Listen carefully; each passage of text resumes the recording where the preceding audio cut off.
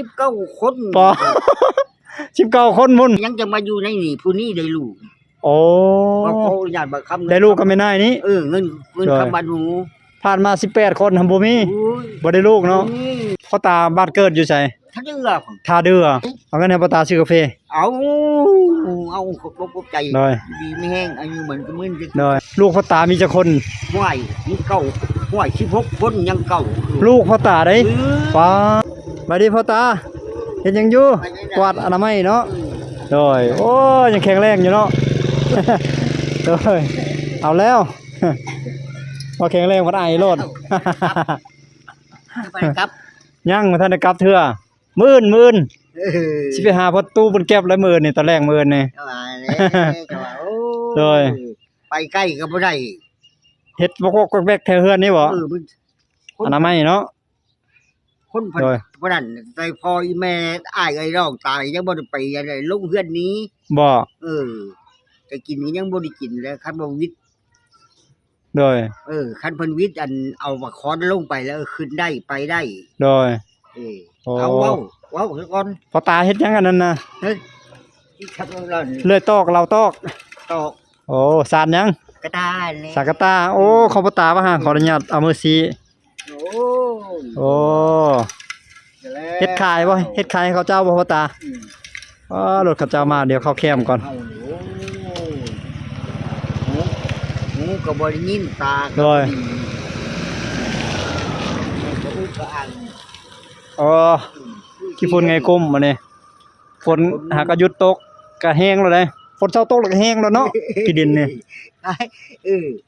ซั่นแหละคันฝนตกแล้วพัดเปียกโพด โดยผมจริงอันลาดยางมาต่อยข้างในเลยนี่ ต่ำนั่นนี่ แต่ว่ามันต่ำในขี้ดินอยู่ขอบทางไหลเข้ามาใส่ บ่มันสูงอยู่พุ่นลง โด มาย เนี่ยมันต่ำอยู่นี่ เส้นทางเกือบว่าทุกๆเส้นทาง ทุกๆซอยของหมู่บ้านนี่จะลาดยางมาต่อยบางบ่อนก็ลาดฮอดซิมังที่คอนกรีตเนาะ หมู่บ้านนี่พัฒนาคักเลย โดย เขาคุ้มคือไหนก็โอ้ยเฮาก็สิ โอ้ยังยืนปกติอยู่เนาะพ่อตาเนาะยังยืนได้อยู่ อันอยู่ โดย เฮานั่น คนสมัยก่อนนั่นนี่ แต่นี่ คนสมัยโบราณได้ดิ แต่นี่ขึ้นหลังแต่นี่ไปนายัง โดย บ่ได้รับประกัน โอ้ยแควฟันของมัน บ่มี พ่อตาก็เริ่มร้อนแล้วเนาะ แหลกแถวนี่ โดย โอ้เริ่มร้อนแล้ว กกเล่มเดียวกันลูกสาวขอเดียวหาคอนนะ ลูกสาวขออีก หมอจันเลย โดยเขาจะเอาไปบูชาบ่ จักแหล้สิแม่น คือจะประมาณนั้น มันจักได้ เอาขอโทษพ่อตาเกิดปีเท่าใดจำได้อยู่บ่ปีเกิดของพ่อตา ลูกหยกพ่อมึงตายจะมาไหม ยังเป็นห่วงสุนัขของพ่อตาบัดนี้ มาคอย อ๋อ นั่นได้ บ่พ่อตาเกิดทันบ่ฝรั่ง ฮะ สมัยฝรั่งพ่อตาเกิดทันบ่ อะไรเกาะ สมัยฝรั่งญี่ปุ่นเข้ามาประเทศลาวเกิดทันบ่ โอ้ยพลังมันบ่ว่าแล้ว ฝรั่งบ่ทันเนาะ พลังมันก็แฮงอยู่นํกันตะไดเลย สมัยฝรั่งเศสเข้ามาเนาะ จนอยู่นํกัน เขาเว้าภาษามันบ่เป็นเนาะเขาเว้าคือมันเก่ง โดย นั่นแหละโดย เขาก็เก่งความลาวที่เห็นบ่คือกันกับเกาหลีเดี๋ยวนี้แหละ โดย ลาวบึ้น ญี่ปุ่นเนี่ยตอนญี่ปุ่นเข้ามาพ่อตาเกิดแล้วบ่ โอ้ย เกิดแล้ว จนเขาจะมาประชุมมันดิ จนได้มาประชุมนํเขา โอ้ มาประชุมนี่จนว่าเขาประชุมงานแล้วจะว่าเขาเปิดนี้จะไปพุ่นคือแล้วพักแต่ว่า41นี่คือ41ไหลมาเบิ่งทั้งนั้นแหละ ปี1941โอ้คริสตศักราช1941โอ้พอดี มัน85 16ปีแล้ว เบิ่ง85 นาน 85แล้ว85แล้วได้พ่อตา น้อยว่าฮ้อคือจังซี่แหละ โดย คันว่าเลยขี้คุย โดย ว่าบ่ชื่อว่า ก็แม่นแหละก็เหี่ยวกันเลยเด้อคนที่เบิ่งเป็นจะฮู้เดาออก ว่าเพิ่นนั้น กะลักแปด ความขี้ตัวขี้ต้มความขี้หลอกขี้ล่วงเว้าใหญ่ใส่สูงนี่เรื่องจันทน์นี่บ่อนใด ฮู้หมดแล้วเนาะ อุ้ย ไปมาแล้วทั่วประเทศลาวนี่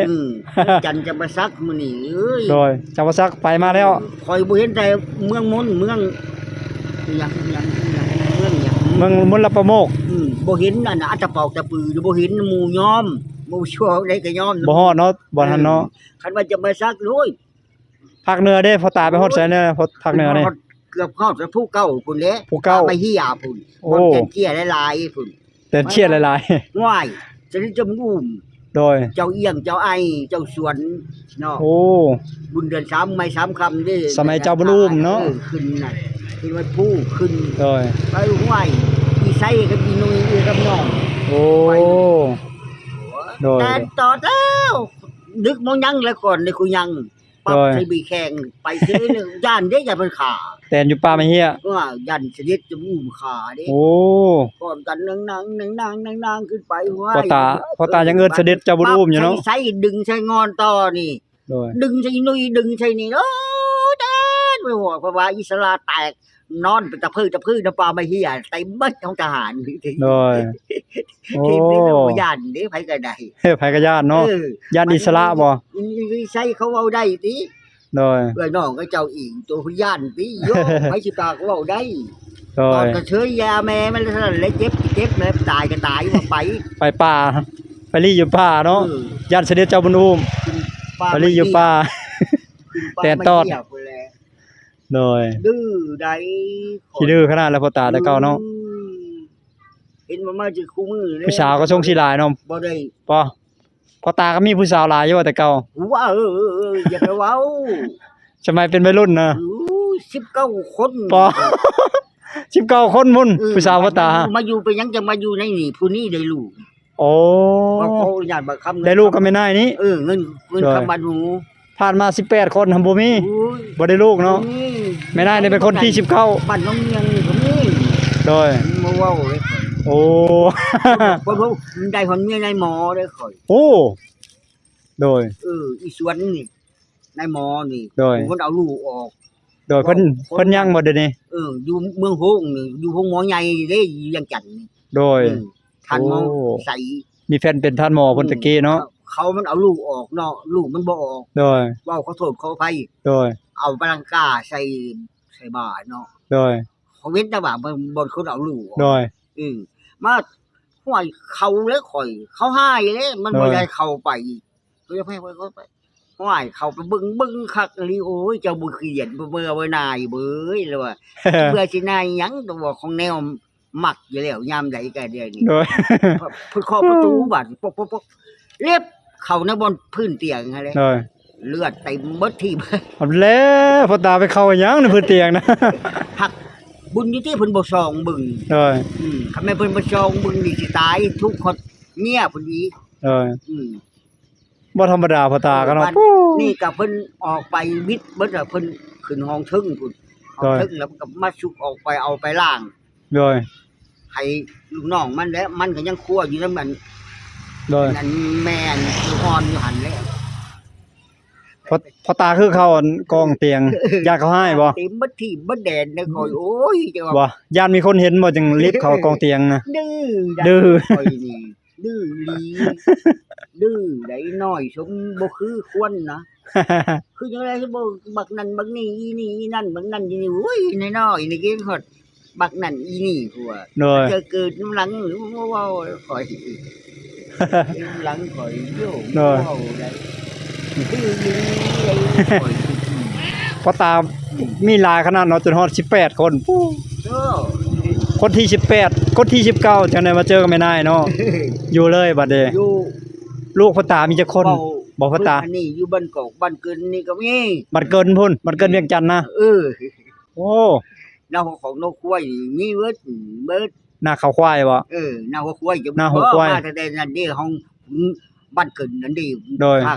จังทหารกับบ้านก็จังได้ขึ้นห้อยบ้านเกิ โด น ย บ้านอีหยังแล้วมันประจักษ์ดอกเดียวนี้นั่นเว้า โดย ที่บ้าซื่อๆเลยเดียวนี้นั่น ปักเทื่อเพิ่นก็ยังอาจจะยังมีชีวิตอยู่เนาะป่านนี้เนาะ กันกับปนูชวลี บ่ เลยโอ้ย ตอน ผู้สาวพ่อตาตอนสมัยนั้น อายุรุดพ่อตาประมาณเท่าใด เว้ยมันนั่นแท้ๆแล้ว วัยรุ่นบ่สาววัยรุ่นน่ะ ติดแท้ๆได้ ติดบ่ โอ้ย บ่อายุเขาจะประมาณ17 18ได้บ่ เอ้ย ผู้สาวพ่อตา นั่นแท้ได้คอยนั่น โดย กับที่ดื้นกับขากับตีนี่โอ้ย โดย บ่รู้เว้าเลยนายอยู่เด้นายเด้กับแต่นกับผู้โมเมนต์กับเป็นอะไรกับแต่นหน้า โดย จับข้อเสือตอกลูกเลือดปากหวานออกลูกคอยบ่ได้เว้เกแล้ว โอ้ ก็ได้มา ดื้อขนาดเนาะพ่อตาเนาะ บอกแต่ว่ารถต่ำหัวจำที่สิดอกคือว่าที่ยุ่งนิ่งใช่แล้วเพราะแล้วว่ายันว่ารถต่ำหัวกันอะไรสิดอกดื้อใดข่อยนะบ่แม่น เด็กน้อยเขายอกนะ ดื้อข่อย โอ้พ่อตาดื้อขนาดตอนเป็นวัยรุ่นเนาะตีกันกับปานนั้นแม่นบ่ นี่ฮะนั่นนี่ใดข่อยใด ผู้สาวก็มีหลายฮอดชิปถ่ายคนโอ้โห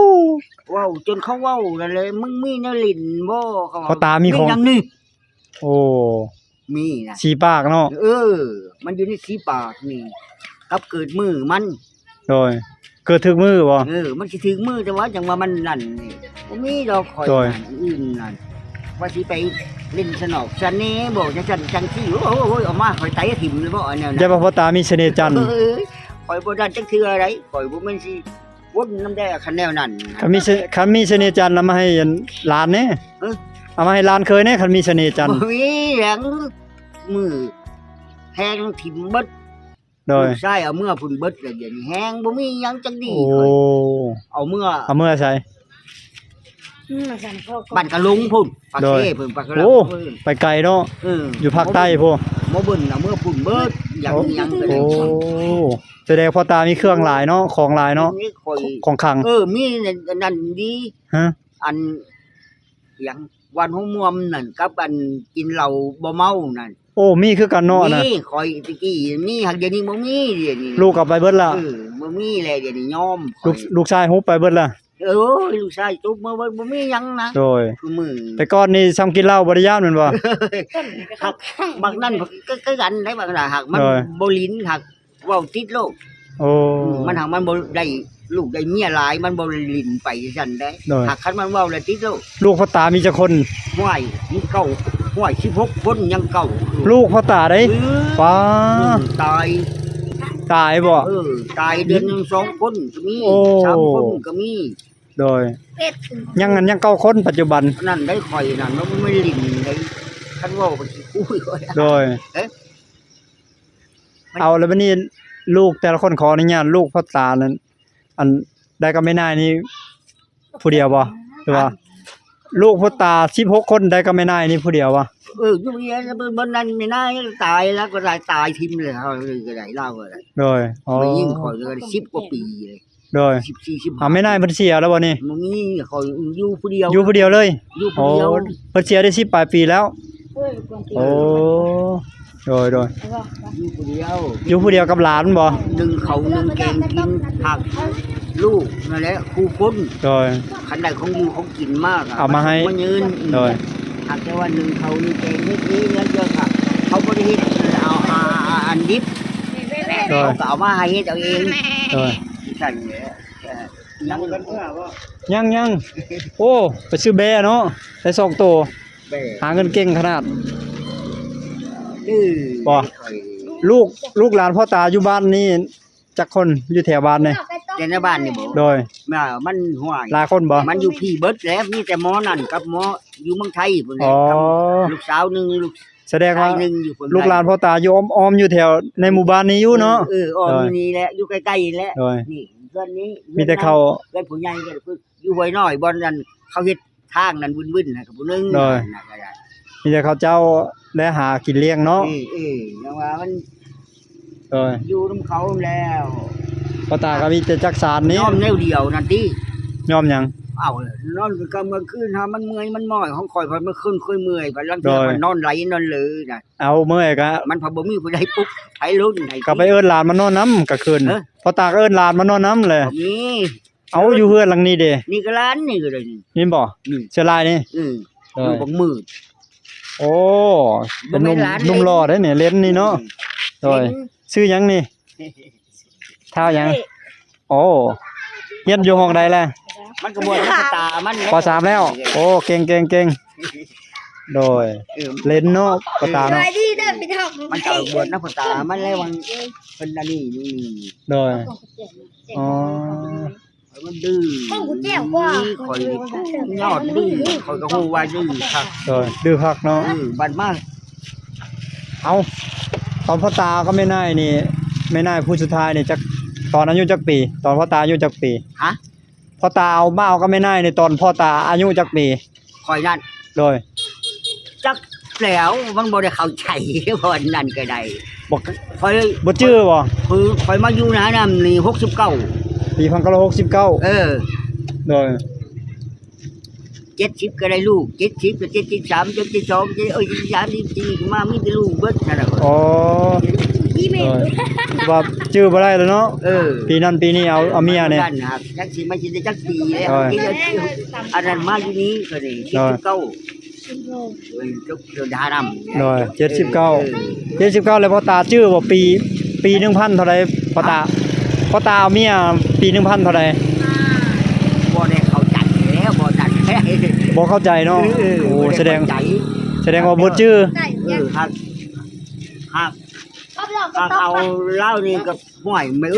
บิ่ง71เฮ้ยเนาะ ปี1971บ่เอา 71นั่นก็เอาก็พอดีได้ลูก71นั่นลูกปี71อีก โอ้กระโดดเลยเด้ ก็71ของข่อยมาอยู่69 ไปเสียบาท ปี1971 เออ 57 ปีพอดี57 ปีนี่ ลูกสาว โดย แต่ว่าลูกจ้ะ เด็กน้อยสิดื้อดิเนาะ ประโยคมันนี่ยังมันบอกประโยคตัวนี้นั่นไก่แล้วจะได้ลูกตำไก่แล้วไรเหยียบไก่แล้วไร โดยพ่อตาชื่อหยังพ่อตาชื่อหยัง สุทิน พ่อตาสุทิน เออ โอ้ เบิดที่ผู้จักเบิดคัน โดย ที่นั่น เที่ยวได้ ตั้งแต่อยู่ยังมันชื่อนี่ไร โดยชื่อต่างอีก เออบนมันจะนี่แล้ว ชื่ มัน อ จะนี่รับจากในวิชีอันนี้แต่ตะกี้อยู่4-5เหตุ สีให้ตะกี้ เชิกโลดเลยตะกี้เคยแล้ว สีหาเหตุราชวงศ์ซึกโดย ณบันเดือลุงเมืองสงขลาเลยไปแหวผู้จัก โด เบิ ย ด บัดมาอยู่นี่ชื่อสุทิน ใช่อยู่ใช้กูจักเบิดทหารน่ะ โดย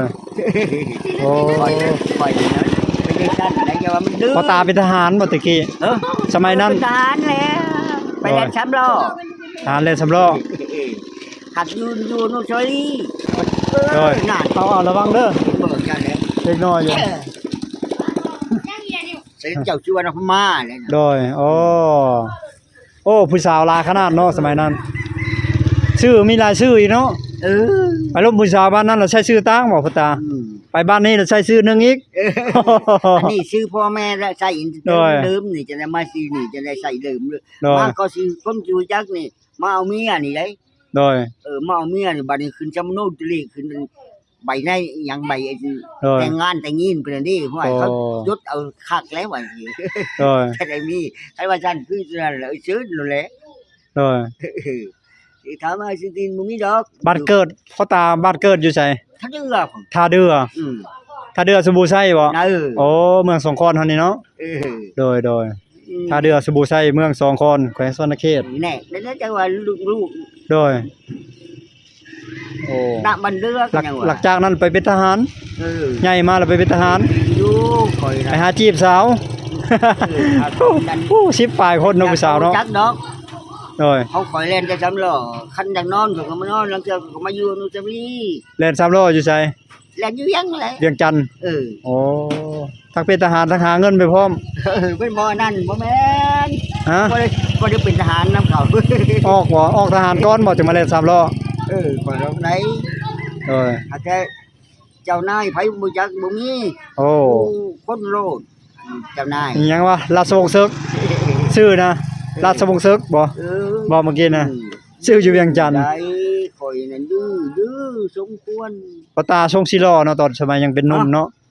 ตอนยังเป็นผู้บ่าวทรงศิลอพ่อตาเนาะ ว้ายดิฉันแต่ว่าสิรอแต่ว่ามันจังว่าวันติดแท้ๆข่อยมันบ่ดำจังซี่ได้ ขาวบ่ เอ้ย โอ้ เขาเลยน้องข่อยก็บ่มีจักคนแล้วมันสิดำ โดยตาพิบๆเนาะพ่อตาเนาะ มันจะขาวเบิดสิคน โอ้โดย พอมีกันนี่พอ พ่อตา พอมาปีในบ่แข่งนี่คนบ้านหอมที่ทานนี่ โดยโอ้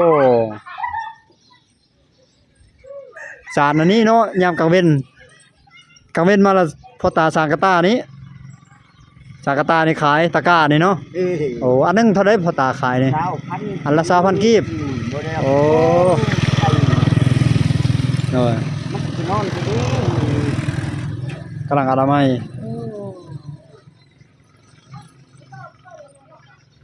พ่อตาสูบยาบ่ มื้ออื่นยังสิกลับ บ่พ่อตาสูบยาบ่เบิ่งเอาเงินให้พ่อตาพ่อตาใช้โทรศัพท์อยู่บ่ ฮะ พ่อตาใช้โทรศัพท์อยู่บ่ บ่ได้บ่เป็นได้ก็จะปลดเจ้าหา โอ้ ปลดเจ้าหาปลดนึบอันนี้ข่อยแห้งแล้วข่อย โอ้ย จ้อยแล้ว อย่าว่าใช้โทรศัพท์ซะหยัง บ่เป็นดอกข่อยน้ำอันเดียวนี่คันปลดเจ้าหาปลดนึบนั่น โดยเอาพ่อตาซื้อกาแฟ อันไหน เอาเงินให้พ่อตาซื้อกาแฟ เอาใจ โดย ดีไม่แห้งอายุเหมือนกับมื้อนี้ โดย การดีทุกในใดก็ได้ให้มัน โดย มีทายไปเบิดของเข็นอินหายเลยแล้ว โดย โอ้ยก็ได้เออ โดย จะได้ใครจะเห็น โดย เก่าให้เบิดออกนี้นะรถผมไปจอดไปจะได้เอานี้ไปในรถกันเอานี้ให้ หลานก็ เขาเก่งได้ห่างเก่งได้ อันนี้มันดื้ออย่างแท้ โอเคไปก็เด้อพ่อตาเด้อขอบใจอยู่ดีมีแฮงเด้อพ่อตาเด้อ เออ มีเวลาสิมาแวะลินน้ำไม้ รถบักจ่องบอกบ่แม่นที่ แม่ แม่นแล้ว แต่ว่าร ถลุงจ้อง จ่องมันมาก